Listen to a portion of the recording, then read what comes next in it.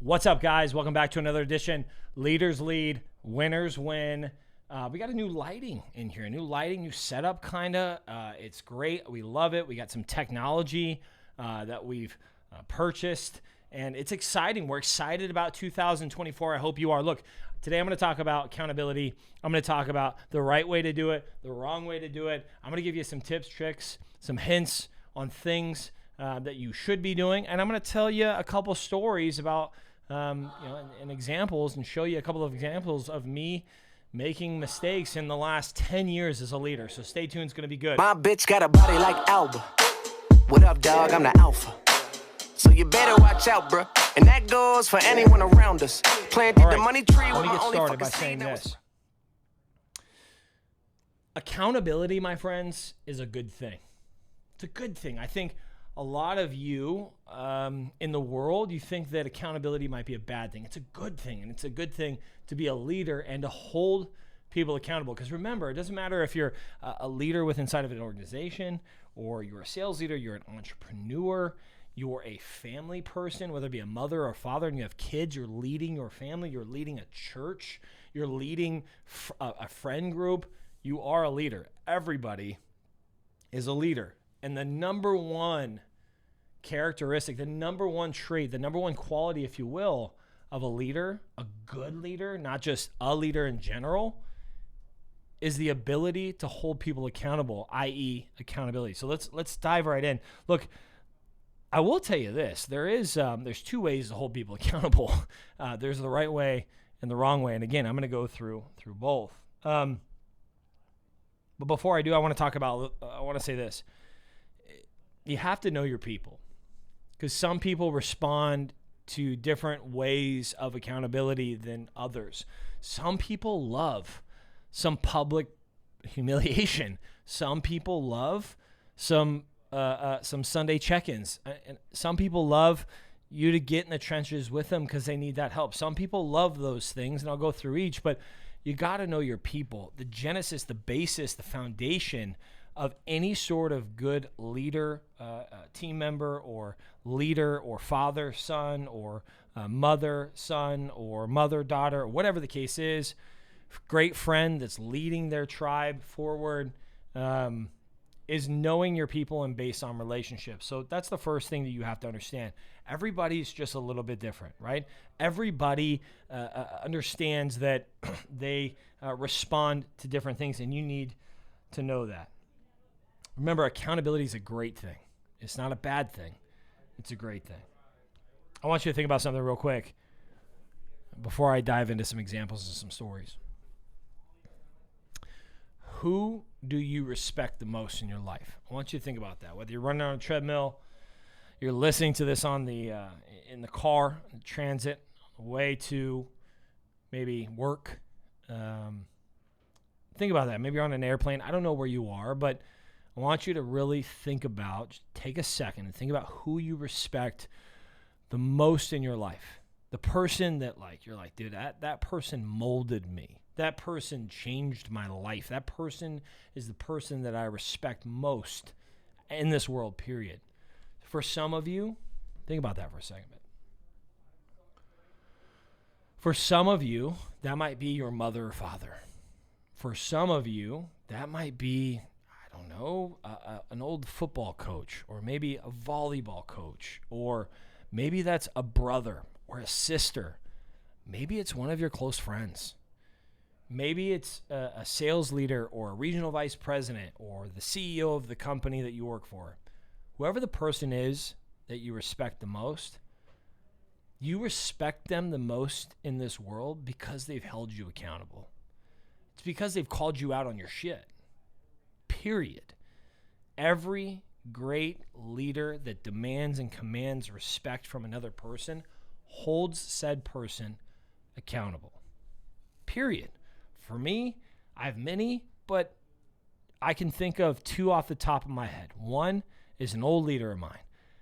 If I said it is what it is, they would say, no, it isn't. That is not what Cody Adams says. He does not say it is what it is. That is not what you say, period. Correction, in the moment, right now, standard set, not going to happen, okay? Accountability to the words that I say. Another one's one of my friends.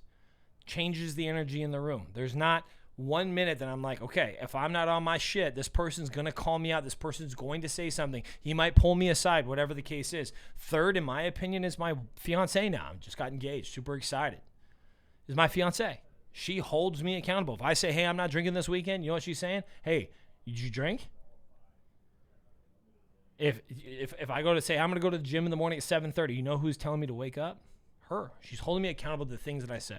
So think about that. Be more like that person. Let's get into really 5 ways. Here we go. 5 different ways to hold someone accountable. Remember, there's a good way to do it or the right way to do it, and then there's a bad way or the wrong way to do it. Okay, so I'm going to go through these things. Now remember, let me just share something with you. It comes to my mind. Verbal process. Here we go.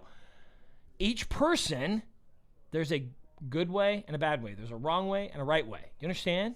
Everybody's a little bit different. Remember that. So some of these things could be the wrong way if you're leading that said person that needs maybe a little bit more attention. Maybe public humiliation isn't the right way to do it. Let's get there. Here we go.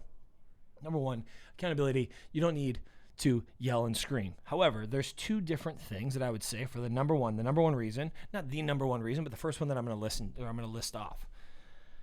The first one I'm going to list off on ways to hold people accountable. Public humiliation or praise. People love to have their things called out in front of a group. Some people do. With that being said, there's 2 ends of the spectrum. One is humiliation. Look, I wouldn't get there until a certain point where the person literally needs it, needs that group think, needs that group accountability, and needs to be maybe humiliated a little bit because they're off kilter or they're off their shit.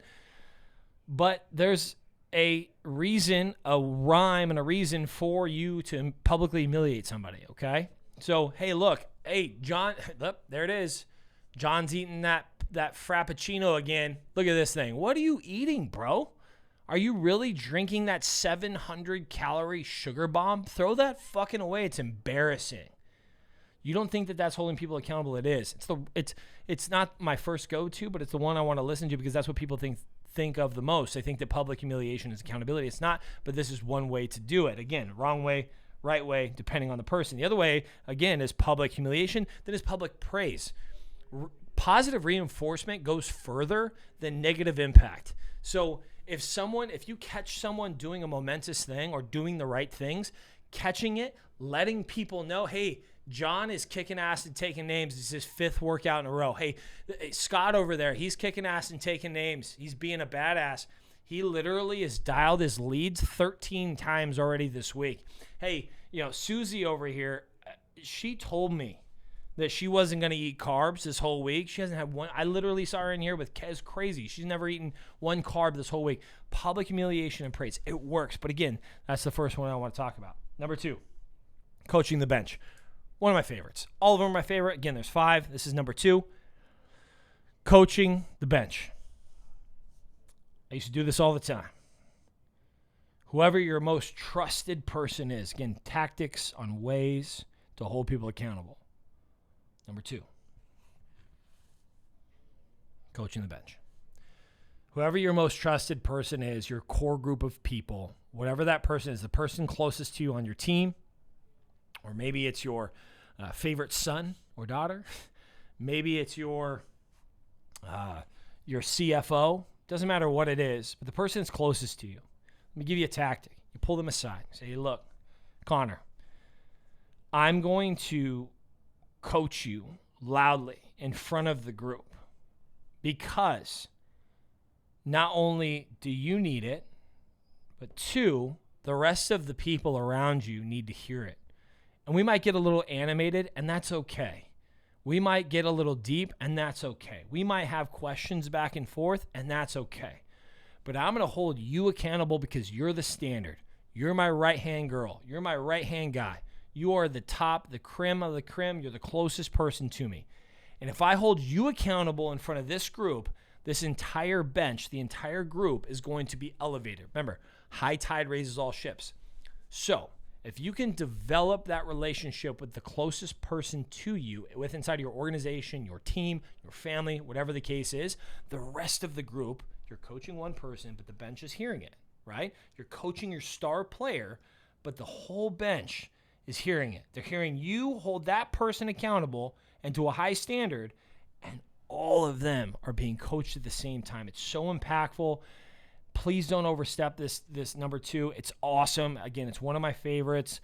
You do it a handful of times a year, or maybe you coach loudly on a sales floor and everybody hears it. That's a great way to do it. But again, it's accountability to what the standard is or what is going on, or maybe something that someone's fucking up on. You help them out. Number 3, probably one of my favorites. Again, I'm probably going to say it every time, so I apologize. It's been a long day. I'm fucking tired, and I have a haircut soon, okay? Standards. Set the standard, whatever that standard is, and hold people accountable live time. So, for example, if I'm a sales leader, and I'm going to use this because, again, leaders lead, winners win. This is a sales and leadership podcast, okay? So, again, I'm going to try and account and trying to talk about, try and relate it to a lot of different things so that the audience continues to grow, but this is strictly for sales and leadership. I'm giving you tactics on how to hold people accountable. Set the standard. For us, we have a core 4. We have 4 pillars that we live by when it comes to our culture. That's a standard. We have ways to dial through, or there's different protocols set or standards set on how we dial, how we text, how we email, how we approach our day. When we approach those certain things, there's a standard inside of our organization. I'm giving you examples. There's a standard with what we say on the phone. Our scripts are all the same. There's a standard of how we want our client to be spoken to on the telephone, period. So there's a culture aspect, there's a day-to-day and operational standard, and then there's a sales standard. And those 3 things are held to the highest degree. And all of the brothers and sisters inside of our organization know those standards front and back, and they hold each other accountable to those things live. So for example, let's say Tyler gets in at 9:43 every day, and our standard is to come in at 9:30. When he comes in at 9:45 that first day, we have the conversation with him live right then. Let's say Josh. We're supposed to 3 phone calls. 3 text messages, 2 emails, 1 phone call. Every single client, call it the 3-2-1. That's a standard. Again, an operational standard. It's a culture standard, operational standard. 3-2-1. If you're not on the 3-2-1 and you're not living by that standard, I'm going to notice it and I'm going to have that conversation. That's why it's so important. Like for us, all of the leaders in our organization are out on the sales floor. We have offices, we're not in them. Why are we not in them? Because we're holding the standard, 1, and 2, we believe in osmosis and synergy and bringing that energy onto the floor. So that shit's important, okay? And then think about like a sales standard. Standards and live. This is number 3. Standards, hold them accountable live.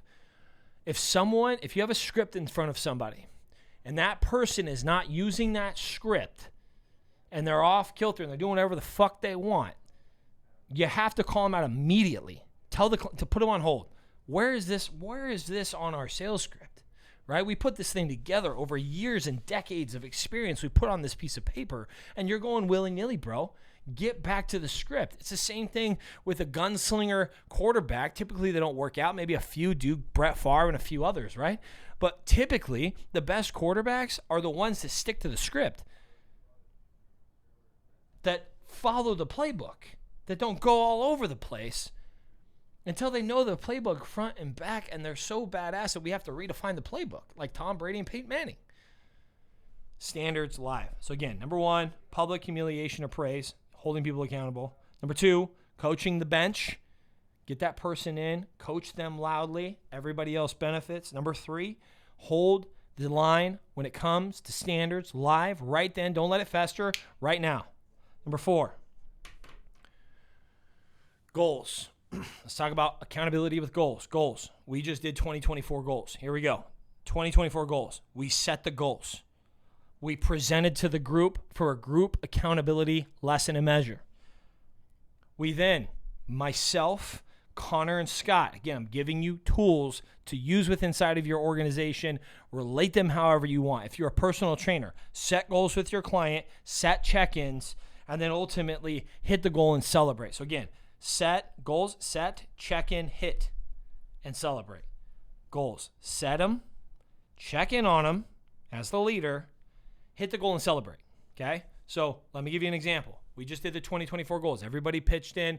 Everybody told their 2024 goals to the group. Now it's our turn, me, Connor, and Scott, to check in on them. How do we do those two things? I'm going to give you a couple tactics. Number one, Sundays.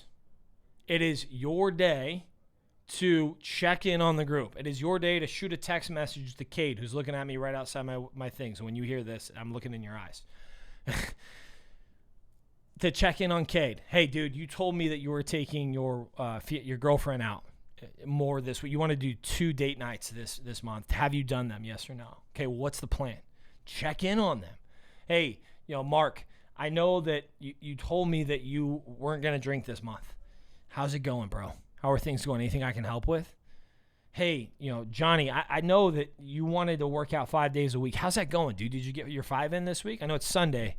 No? All right, dude, what's your plan next week? Check in on Sundays. Sunday is the Sabbath, but not for leaders. Leaders and entrepreneurs don't get fucking days off, period. You don't. You're always on stage. Don't you get that yet? If you're an entrepreneur, you're a leader in an organization or a leader of your family. Don't you understand that yet? If you're a parent, you don't get any fucking days off. Oh, Susie, you know what? I have the snivels. I can't parent my kid. I can't take him to school. No, you fucking do it. If you're a parent, you're a leader of an organization, you're an entrepreneur, which I'm all three, you don't get a fucking day off. So this a Sunday, I don't want to do anything. No, your job is checking on your people, especially if you have people that have goals. And then lastly, on the set, check in, hit the goal and celebrate, is when they hit that goal, whatever that goal is, because typically goals have a time horizon on them, and there's a set time limit on which that person has to hit that goal. When they hit it, you gotta reinforce all of the hard work that they put in and fucking celebrate like there's no tomorrow. Celebrate. Give them high fives. Take them out for a drink. Whatever the case is, celebrate the goal so they can remember that. Because remember, people don't remember what you say to them. They don't remember what you do for them. They don't remember shit. But as a leader, people remember how you made them feel. And if you can make them feel awesome about the goal that they just fucking hit and all the hard work that they put in, the chances of them continuing down that road of betterment and personal excellence is a hell of a lot higher than if you didn't. So take time to hit it. When they hit it, celebrate. Last but not least, trench work. Accountability. If you're not, I will never ask you to do anything at our organization or as your leader that I have not done myself or I'm not willing to do with you. In 2023, we wrote 450 loans as an organization. We were the #1 mortgage brokerage in all of Arizona in closings per banker. And what that means is every single person had a year in schedule, and they closed a certain amount of loans. Closings per loan officer, we're #1 by a landslide. 13 closings per banker is over the second place person. Kicked everyone's ass, okay? We were #6 in the nation all in closings per banker. Families helped per loan officer. And I led the charge. And I'm not saying that to beat on my back, pat on my back. I don't need anything. I led the charge with 75 loans out of the 450. I led the charge with $25 million in closed loan volume. You got to be with a leader. I don't care who you are, where you are, but remember, it's not about how fast you row in the boat. It's about the boat that you're in. Your leader, whether it be your father or mother, whether you're leading a friend group, whether you're leading an organization, whether you're leading a sales team, the speed of the leader determines the rate of the pack, folks. The speed of the leader determines the rate of the pack. And if the fucking leader isn't in the trenches doing the work that you're doing, why would you listen to him? Doesn't make sense. Because if I ask you to do something and I'm not doing it, then that makes me a fraud. That makes me a phony. That makes me a fugazi, a wazi, a woozy. There's no reason why you should listen to him. So trench work. You hold people accountable by being the spear tip. You hold people accountable by having the same goals that they do. You hold people accountable by shouldering the weight of their goals And ultimately, getting down in the nitty-gritty, doing the ugly, doing the shit that you don't want to do it alongside of them to make sure that they get it done. Because that's what's important. So, if your person's doing 75 hard, fucking do it with them. If your person's in on a Sunday afternoon because it's the only time that they have to make some dials and write some loans, then fucking go in with them. It's sacrifice. It's trench work. Lead by example. 5 tips on how to hold people accountable. Sorry for a little bit of a rocky start. And my brain was all over the place. I got 50,000 things going on, new setup and technology, so I apologize. But if you listened through 3 through 5, I bet you got a hell of a lot when it comes to value. I'm going to go through these last time again. 5 ways to hold people accountable. There's more, but these are the 5 that I wanted to share with you. Public humiliation or praise. Coaching the bench. Rewind it. Learn how. Holding the line when it comes to standards. Live. Right now. Don't let anything fester. Right now. Hold it accountable. When it comes to goals. Have them set it. Check in with them. Whether it be on Sundays or maybe you check your sent email. Something that I do, by the way. There's another tip for you. Check in on them. And when they hit it, make sure you celebrate so they remember. And then lastly, be in the trenches with them because it's the right thing to do as a leader. It really is. Look, I appreciate your guys' support. Please share the show if you can. I'd really appreciate it. And as a leader, do yourself a favor. Do your people a favor. Change the energy in the room. And don't let anybody get away with any bullshit in 2024 and beyond. Make sure you got your shit together and you're unfuckwittable, if you will, as the leader of your family, as the leader of your organization, as the leader of your sales team, as the leader of anything that you're leading. I don't care. Make sure your shit's in line because you're not going to be able to hold them accountable or hold their shit together or hold the line when it comes to their shit, their standards, their goals, what they're trying to do with their life in life unless you do. So be selfish, take care of your shit, use these tactics, and then hold people accountable so they can hit their goals, all because, not only because they did the work, but because you held them to do the work. It's important to do so. Until next time, I'll talk to you soon. We'll see you.